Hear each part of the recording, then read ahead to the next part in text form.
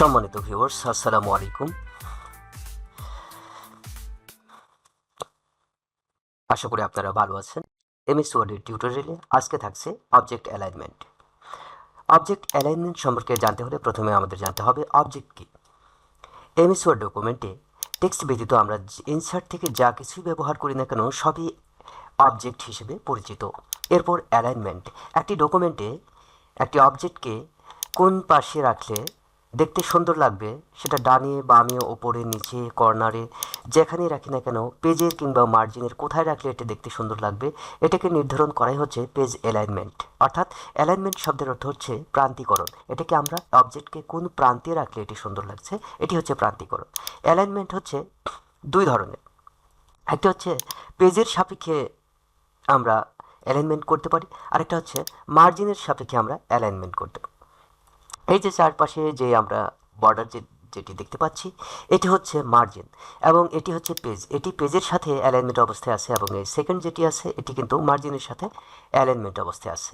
এটিকে আমরা এই যে টপে যদি দিই, বটমে দিই, বটমে মার্জিনের সাথে এবং লেফটের সাথে একে আমি অ্যালাইনমেন্ট করেছি। আবার আমরা একে এই পাশে যদি দিই, বটমের সাথে রাইটের সঙ্গে অ্যালাইনমেন্ট করেছি। আর যদি এটাকে পার করে দিই এভাবে, এটি হচ্ছে পেজের সঙ্গে অ্যালাইনমেন্ট করেছি।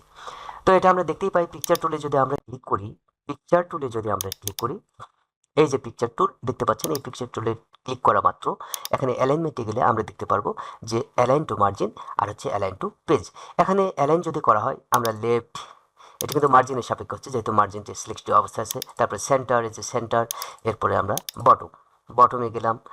রাইটে এখানেও আমরা লেফট দিতে পারবো, বটমে লেফট, এরপরে সেন্টার, এরপরে রাইট। ঠিক একইভাবে যদি আমরা টপে দিই, টপের এটা রাইট হয়ে আছে, এখানে লেফটে দিলাম, মিডলে দিলাম, সেন্টার হচ্ছে মিডল এবং রাইট। ঠিক আছে। এখন এই অবজেক্টটিকে যদি আমরা পেজের মাঝ বরাবর নিয়ে আসতে চাই, সেক্ষেত্রে আমাদের কি করতে হবে, এই যে ডিস্ট্রিবিউট হরিজন্টালি এবং ডিস্ট্রিবিউট ভার্টিক্যালি, সেক্ষেত্রে আমরা অবজেক্টকে পেজের মাঝ বরাবর নিয়ে আসলাম। তো এখানে আমি অনেকগুলো ডকুমেন্ট আপনাদের দেখাবো। এই যে সিভিটি দেখতে পাচ্ছেন, এখানে এই যে ছবিটি, এখানে ছবিটিকে অ্যালাইনমেন্ট করা হয়েছে রাইট এবং টপে, অর্থাৎ মার্জিন বরাবরে, মার্জিনের সাথে এটিকে অ্যালাইনমেন্ট করা হয়েছে। এরপরে আমি আরেকটা দেখাই যে একটি বায়োডাটা, এখানে এই ছবিটিকে অ্যালাইনমেন্ট করা হয়েছে লেফট এবং টপে। ঠিক আছে, এটাকে অ্যালাইনমেন্ট করা হয়েছে। এরপরে আরেকটি দেখায় যে অবজেক্ট, এটাকে মিডিলে অ্যালাইনমেন্ট করা হয়েছে এবং আরেকটা দেখায় যে এখানে ছবি, এটাকে মিডিলে অ্যালাইনমেন্ট করা হয়েছে এই যে অবজেক্ট, এটাকে। এরপর এখানে একটি যেটা, সেটাকে আমরা বিভিন্ন রকম অ্যালাইন করে দেখাবো। এখন এটা হচ্ছে সিঙ্গেল পেজে, আমরা অ্যালাইনমেন্ট করতে পারি। এটাকে অপশন ব্যবহার করে অ্যালাইনমেন্ট করতে পারি, আর অপশন ব্যতীত আমরা ব্যবহার করতে পারি। আরেকটা অপশন দেখা, সেটা হচ্ছে ফরম্যাট পিকচার অপশন ব্যবহার করে অ্যালাইনমেন্ট করতে পারি। আর এর জন্য আমাদের প্রথমে পেজ লেআউটে যেতে হয়। পেজ লেআউটে গিয়ে এটি ইনফো টেক্সট কিংবা বিহাইন্ড টেক্সট যেটা আপনার খুশি দিয়ে দিবেন, তাহলে এই অ্যাডভান্স অপশনটি কাজ করবে। অ্যাডভান্স অপশন থেকে আপনার এরকম লেফট যদি হয়, সেন্টার যদি হয় সেন্টার দিবেন, হরিজেন্টালি এবং ভার্টিক্যালি টপ যদি হয় টপ দিবেন। মার্জিন বরাবর আছে, তো ওকে করলাম। দেখবেন এটা সেন্টার বরাবরই অ্যালাইন হয়ে গেছে। আবার যদি আমরা ক্লিক করে দেখি, আবার ক্লিক করলাম, পেজ লেআউটে গেলাম, অ্যাডভান্সে গেলাম, এরপরে রাইটে গেলাম। রাইটে গিয়ে মার্জিন দিয়ে আমরা ওকেতে ক্লিক করলাম। ওকেতে এখানে কিন্তু টপ করে দিই আমি ওকেতে ক্লিক করে ডানে চলে যাবে। ঠিক আছে। এটাকে আমরা মাউস ড্র্যাগের মাধ্যমেও অ্যালাইন করতে পারি। আপনাদের যেটা সুবিধা আপনারা করে নেবেন। কখন মাউস ড্র্যাগ করে করবেন আর কখন অটোমেটিক করবেন সেটি আমি আপনাদের দেখাবো। তো এখন আমি যাচ্ছি কোশ্চেনের একটি প্যাটার্নে যাচ্ছি। এই যে কোশ্চেনের একটি প্যাটার্নে আমি চলে গেছি। এখানে অ্যালাইনমেন্ট দেখাবে যে বিষয় কোড সংক্রান্ত। বিষয় কোড যে লেখা আছে, এখানকার অ্যালাইনমেন্টটি কীভাবে করা আছে আমি পুরোটুকুই করে দেখাবো, কারণ এটা লিখতে গেলে অনেকেই ঝামেলা পড়েন। অনেকেই অনেকভাবে এটিকে করে থাকেন, কিন্তু এই যে বিষয় কোডের যে অ্যালাইনমেন্ট, এটি করা খুবই সহজ এবং অত্যন্ত সহজ। আমি এটি আপনাদের সামনে দেখাবো। এটাকে আমি আউট করে দিলাম। দেওয়ার পরে আমার এখানে কার্সার ব্লিঙ্ক করছে। এখানে আমি সুন্দরভাবে লিখি বিষয় কোড লেখার পরে আমি ইন্টার দিলাম। ইন্টার দেওয়ার পরে এখানে আমি plus plus plus plus minus minus minus এবং প্লাস ব্যবহার করলাম। এরপর ইন্টারে ক্লিক করলাম। এরপরে ওপরের অংশে গিয়ে একদম শেষে আসার পর ডিলিট বাটনে ক্লিক করার পর এরকম বিষয় কোডটি লেখা আসলো। এরপর এখানে কার্সারটা আসার পরে এই যে এই লাইন বরাবর নিয়ে আসার পরে আমি ডাবল ক্লিক করব। ডাবল ক্লিক করলে এটুকু অংশ সিলেকশন হয়ে যাবে। আমরা এই ঘরে 1 লিখলাম, 2 লিখলাম, 3 লিখলাম, কোড আকারে লিখলাম, এটুকুকে আমি ইংরেজি করে দিলাম। ঠিক আছে, ইংরেজি করে দিয়ে এই লেখাটুকুকে আমি বোল্ড করলাম। বাস, ভালো কথা। এরপর এই অংশটুকুকে আমি নো বর্ডার করে দিলাম। নো বর্ডার করে দেওয়ার পর এই 3টা অংশকে সিলেক্ট করবো, এইটুকু 3টাকে আমি বর্ডার দেবো। এই 3টাকে আমি বর্ডার, নো বর্ডার করা আছে, আমি বর্ডার দিলাম। ঠিক আছে, একটু বোল্ড আকারে বর্ডার করে দিলাম। এরপর এই অংশটিকে আমি যে স্টার যে ক্রস অর্থাৎ প্লাস যে আইকনটি আছে এখানে ক্লিক করলাম। ক্লিক করার পরে কাট করলাম। কাট করার পরে আমি চলে যাব ফরম্যাট পেস্টিংয়ে।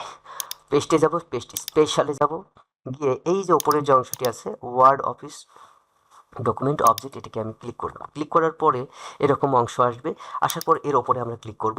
চারদিকে বর্ডার নিয়ে যে অংশটি দেখাবে এটি অবজেক্টে পরিণত হয়েছে, সেটার একটি সাইন দেখাবে। এইটুকু অংশটি অবজেক্ট হয়ে গেছে। আমার এইটুকু অংশ প্রয়োজন, তাহলে বাকি অবজেক্টের এই বাড়তি অংশগুলোকে আমরা বাদ দিয়ে দেবো। এই জন্য এর উপরে ডাবল ক্লিক করি। ডাবল ক্লিক করার প্রথমেই নিচের অংশ ক্লিক করব, তাহলে যে সিলেকশন আসবে। এখান থেকে আমরা ফন্ট সাইজ একদম 1 করে দেবো, কারণ 0 করা যায় না, যার কারণে 1 করে দেবো। এরপর রাইট থেকে এই অংশটি এই পাশে নিয়ে আসবো। ঠিক আছে, নিয়ে আসার পরে এই অংশে আবারও সিলেক্ট করব। সিলেক্ট করে আমরা টেবিল প্রপার্টিতে চলে যাব। প্রপার্টিতে গিয়ে এটাকে রাইট করা আছে, লেফট করা আছে, এটাকে রাইট করে দিয়ে ওকেতে ক্লিক করব। ওকেতে ক্লিক করার পর আমি ক্রস করে বেরিয়ে আসবো। তাহলে আপনাদের সামনে এরকম অংশটি দেখাবে। দেখানোর পর একে আমরা এখন অ্যালাইনমেন্ট করব। কিভাবে অ্যালাইন করব? রাইট ক্লিক করি। রাইট ক্লিক করার পর ফরম্যাট অবজেক্টে আমরা যাব। ফরম্যাট অবজেক্টে গিয়ে ওকে করার পর আমরা যাব লেআউটে। লেআউটে গিয়ে সেটা ইনফ্রন্ট টেক্সট হোক কিংবা বিহাইন্ড টেক্সট হোক, আমরা যে কোনো একটিতে, আমি এখানে ইনফ্রন্ট অফ টেক্সট করলাম। করার পর আমরা অ্যাডভান্সে চলে যাব। অ্যাডভান্সে গিয়ে হরিজন্টালি অ্যালাইনমেন্টে আমরা যাব রাইট। এটি কি কলাম নয়, এটি হচ্ছে মার্জিন বরাবর, আমি মার্জিনে দিলাম। এবং ভার্টিক্যালিও কোথায় যাবে? টপে যাবে, অর্থাৎ ভার্টিক্যালি টপে যাবে এবং এটি কি মার্জিন বরাবরে যাবে। এবং লক অ্যাঙ্কর করে দিয়ে আমি ওকে করলাম এবং ওকে করলাম। দেখবেন যে এই লেখাটি অটোমেটিক ডান পাশে ওপরে চলে গেছে। এই লেখাটি যারা কোশ্চেন করেন তাদের জন্য খুব খুব প্রয়োজন, কিন্তু এরা অনেক কষ্ট করে এই লেখাটি লিখে থাকেন। আপাতত এই অংশটি শিখে রাখলে আপনাদের অনেকটাই কাজে আসবে। এর পরবর্তীতে আমি আরেকটি ডকুমেন্টে চলে যাই, সেটি হচ্ছে পেজ বর্ডার। এই যে এমএস ওয়ার্ডে যদি আমরা নেট থেকে কোনো বর্ডারকে দিতে চাই, যে আমাদের মনের মতো একটা বর্ডার দিয়ে একটা ডকুমেন্টকে সাজাতে চাই, সেক্ষেত্রে আমাদের কীভাবে বর্ডারটি ইনসার্ট করতে হয় এবং অ্যালাইনমেন্টের মাধ্যমে এটিকে সুন্দরভাবে করতে হয়, সেটি আমি আপনাদের দেখাবো। নতুন একটা পেজ নিলাম। আচ্ছা, আমি নতুন একটি ডকুমেন্ট নিলাম। এই ডকুমেন্টটি ইন্টারনেটে এই যে বর্ডার করা আছে, এই বর্ডারটিকে আমি সিলেক্ট করলাম, কপি করে নিলাম। কপি করে নিয়ে আমার ডকুমেন্টে চলে গেলাম। ডকুমেন্টে গিয়ে আমি এটাকে পেস্ট করে দিলাম। বাস, সহজ কথায় আমি পেস্ট করে দেওয়ার পর এটিকে অ্যালাইনমেন্ট করব। অ্যালাইন করব ফরম্যাট পেস্টিং, অথবা যদি আমরা এখান থেকে যাই, এখান থেকে করতে পারবো। পিকচারে যাব। পিকচারে গিয়ে আমরা অ্যালাইনমেন্টে গিয়ে আমরা মার্জিনের সাথে অ্যালাইনমেন্ট করব, পেজের সাথে না। এই জন্য মার্জিনে আমরা কী করলাম? মিডল করলাম, এখানে মিডল করলাম। এরপরে যদি আমরা একে ড্র্যাগ করলে এটা সুন্দরভাবে মিলে যাবে। মিলে যাওয়ার পরে এই অংশে যেহেতু মার্জিনটি লেখার অংশটি চলে যাচ্ছে, যার কারণে মার্জিনটিকে আরেকটু বাড়িয়ে দেব। তাহলে মার্জিনটিকে বাড়ানোর জন্য স্কেলে আমরা ক্লিক করি। স্কেলে ক্লিক করলাম। এখান থেকে 1.35 করে দিই, আবার 1.35 করে দিই, 1.35 করে দেওয়ার পর আমি দেওয়ার পর ওকেতে ক্লিক করব। ওকেতে ক্লিক করলে আপনারা দেখতে পাবেন এখানে সুন্দরভাবে লেখার অংশটি চলে এসেছে। কিন্তু বর্ডারটি ঝামেলা করতে পারে, এই জন্য বর্ডারটির ওপরে আবার ক্লিক করে আমরা কাট করব। কাট করার পর এই যে ওপরে টপ যে অপশন কিংবা বটম যে অপশন, যে কোনো প্রান্তে আমি টপে নিলাম। টপে ডাবল ক্লিক করলাম, আমার হেডারটি ওপেন হয়ে যাবে। আমি পেস্ট করব। পেস্ট করার পর এই যে হেডারটিকে ক্রস করে বেরিয়ে আসবো। ঠিক আছে, তাহলে এই পেজের সাথে খুব সুন্দরভাবে আমরা লেখাটি লিখতে পারবো এবং বর্ডারটি বর্ডার হিসেবেই থাকবে। এভাবে অ্যালাইনমেন্ট ব্যবহার করে খুব সুন্দরভাবে একটি বর্ডারকেও ইনসার্ট করা যায়। ঠিক আছে, বর্ডারকে সুন্দরভাবে ইনসার্ট করতে গেলে আমাদের অবশ্যই পেজ অ্যালাইনমেন্টটি শিখে রাখতে হবে এবং জানতে হবে।